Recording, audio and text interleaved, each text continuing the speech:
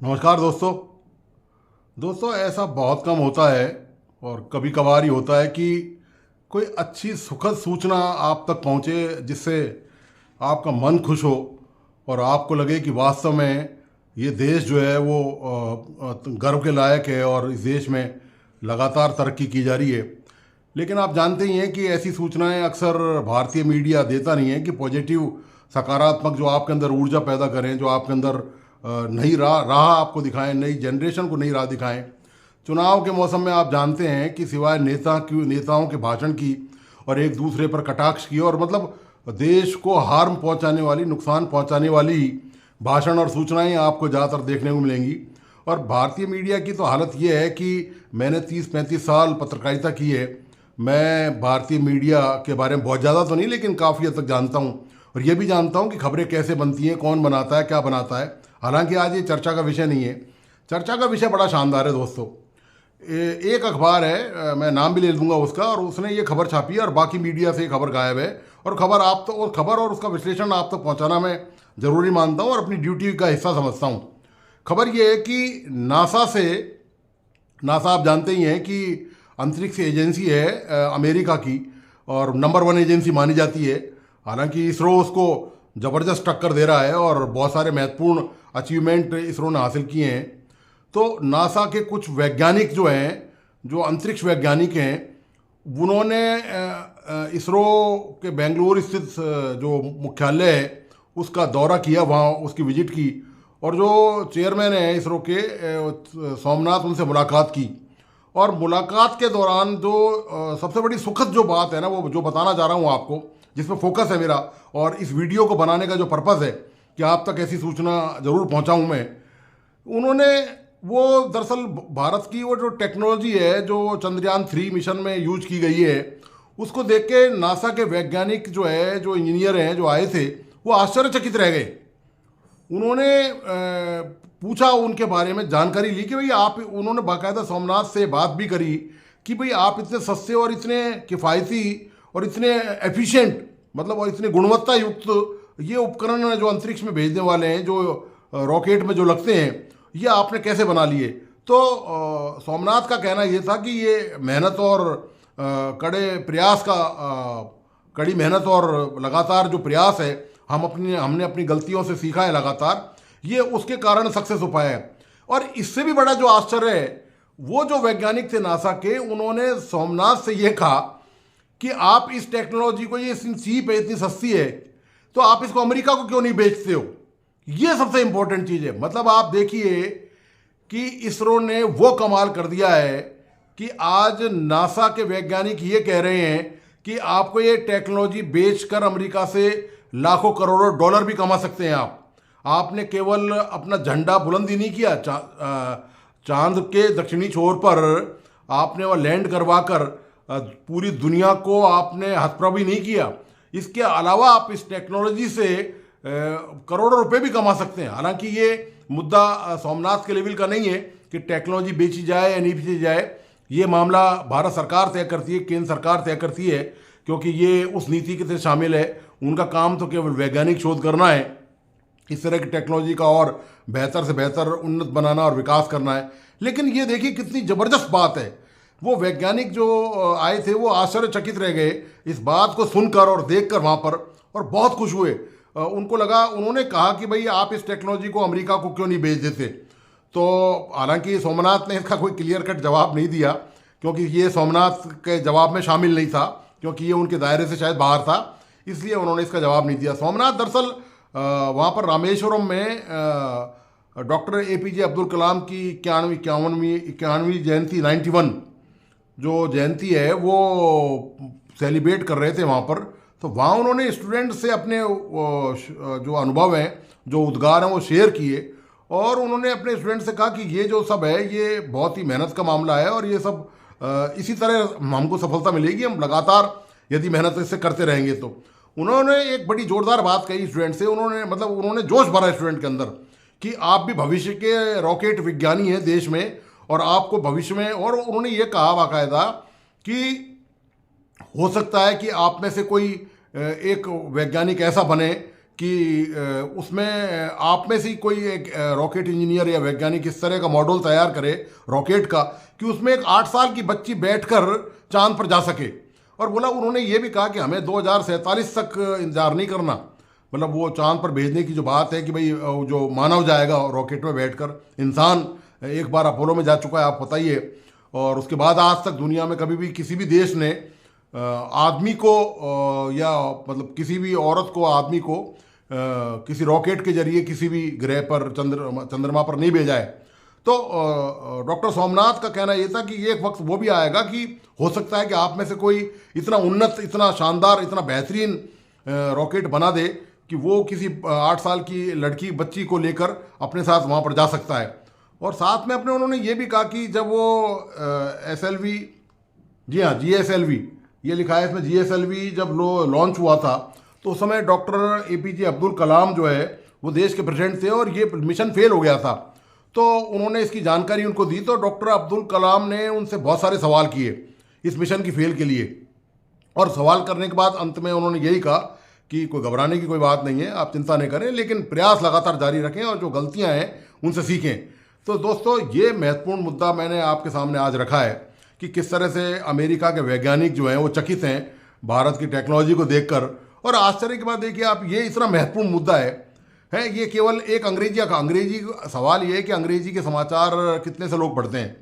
अब साउथ के कुछ स्टेट हैं, कर्नाटक, केरला, तमिलनाडु, इनको छोड़कर पूरा देश हिंदी पढ़ता है, लेकिन हिंदी में ये ऐसे समाचार नहीं आते हैं, ऐसे समाचार जो आपकी दशा दिशा बदल सकते हैं, जो आपकी सोच को चेंज कर सकते हैं।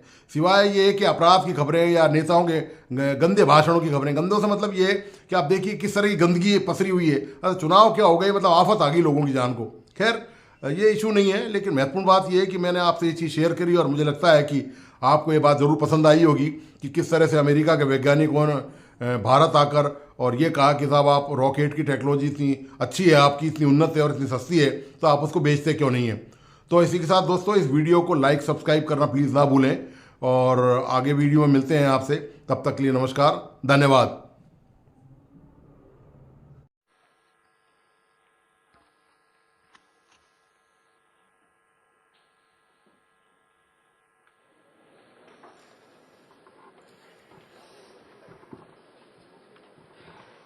इसरो का पहला मून मिशन चंद्रयान-1 अक्टूबर 2008 में PSLV।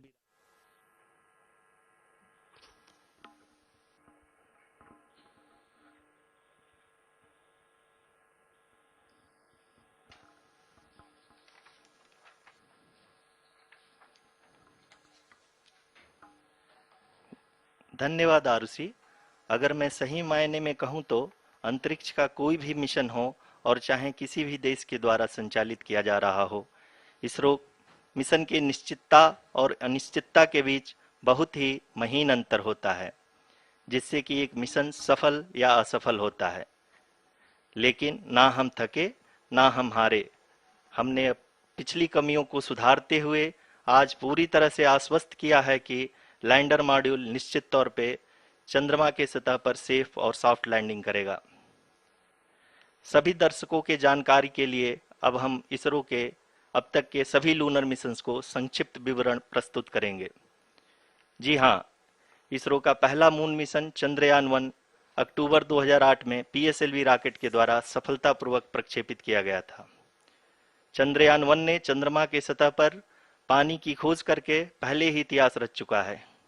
यही कारण है कि आजकल विश्व के तमाम अंतरिक्ष वैज्ञानिक और स्पेस एजेंसियां चंद्रमा को और करीब से जानने के लिए उत्सुक दिख रही हैं। अगर हम बात करें चंद्रयान-2 की, जो इसरो का दूसरा मिशन है, जुलाई 2019 में इसरो के सबसे ताकतवर रॉकेट LVM-3 द्वारा सफलतापूर्वक प्रक्षेपित किया गया था और आज भी लगभग 4 साल बाद यह चंद्रमा के 100 किलोमीटर के सर्कुलर ऑर्बिट में घूमते हुए बहुत ही उत्तम क्वालिटी का डेटा प्रदान कर रहा है। मिशन के प्रारंभ में इसकी आयु 1 साल निर्धारित की गई थी, परंतु LVM-3 द्वारा बहुत ही सटीक इंजेक्शन और मिशन मैनेजमेंट की वजह से चंद्रयान-2 काफी लंबे समय तक कार्यरत रहेगा। अब तक चंद्रयान-2 चंद्रमा के लगभग सभी भागों का चित्र ले चुका है। इसका एक बहुत ही महत्वपूर्ण पेलोड OHRC यानी कि ऑर्बिटर हाई रेजोल्यूशन कैमरा विश्व का सबसे बेहतरीन कैमरा है, जो कि चंद्रमा के सतह का लगातार पिक्चर भेज रहा है। अब मैं ROC जी से निवेदन करूंगा कि वो आप लोगों को इसरो के वर्तमान मिशन चंद्रयान 3 के बारे में बताएं। अभी आपने मिश्रा जी के द्वारा सुना इसरो के अब तक के लूनार मिशंस का विवरण। अब चलते हैं towards Chandrayaan 3, the follow-up mission of Chandrayaan 2, which has been designed to accomplish our mission goals. The primary objective of Chandrayaan 3 mission is the demonstration of safe and soft landing on the lunar surface. This demonstration is a critical aspect for ISRO's future interplanetary missions. In addition to this, the mission objectives also include demonstration of roving capability and conduction of in situ scientific experiments on Moon's surface. Carried on the shoulders of India's heaviest rocket LVM-3 on the 14th of July, Chandrayaan 3 was placed in the precise elliptic parking orbit of size 170 by 36,500 kilometers. ISRO, in its mission plan of following the incremental trajectory approach, carried a total of 5 earthbound maneuvers. The fifth apogee raising maneuver, which took place on the 25th of July, placed the spacecraft in an orbit of 250 by 1,27,000 kilometers. At the early hours of 1st August, the translunar injection was carried out, after which the composite module began the final leg of its long journey of nearly 3,84,000 kilometers for its rendezvous with the Moon. The TLI was a key step in the mission, enabling the spacecraft to escape Earth's gravitational pull and travel to the Moon. An orbit of 288 by 3,69,328 kilometers was achieved at the end of the translunar injection. धीरे धीरे lander की वेगमान को कम किया जा रहा है और हम अब लगभग 50 मीटर से भी कम आ चुके हैं। We can see the Honorable Prime Minister, Shri Narendra Modi ji, who is here to encourage us, and he is critically looking at the visuals.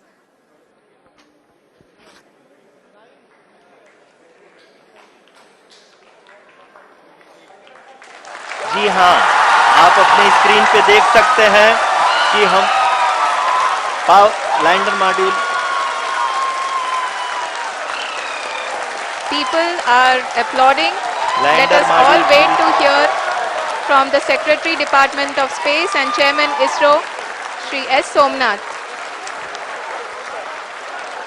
Lander module पूरी तरह से सेफली और सॉफ्टली चंद्रमा के सतह पे लैंड हो चुका है।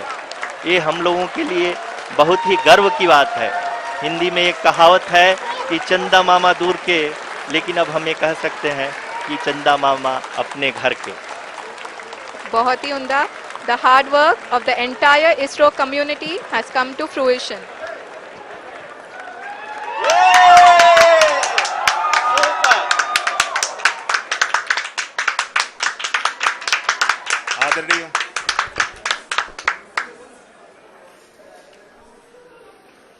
आदरणीय प्रधानमंत्री जी, नमस्कार.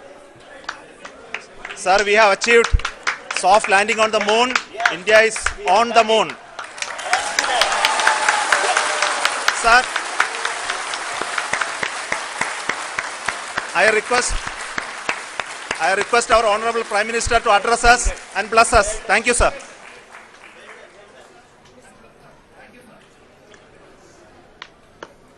मेरे प्यारे परिवारजनों, जब हम अपनी आंखों के सामने ऐसा इतिहास बनते हुए देखते हैं तो जीवन धन्य हो जाता है। ऐसी ऐतिहासिक घटनाएं राष्ट्र जीवन की चिरंजीव चेतना बन जाती है। ये पल अविस्मरणीय है। ये क्षण अभूतपूर्व है। ये क्षण विकसित भारत के शंखनाद का है। ये क्षण नए भारत के जयघोष का है। ये क्षण मुश्किलों के महासागर को पार करने का है। ये क्षण जीत के चंद्र पथ पर चलने का है। ये क्षण 140 करोड़ धड़कनों के सामर्थ्य का है। ये क्षण भारत में नई ऊर्जा, नया विश्वास, नई चेतना का है।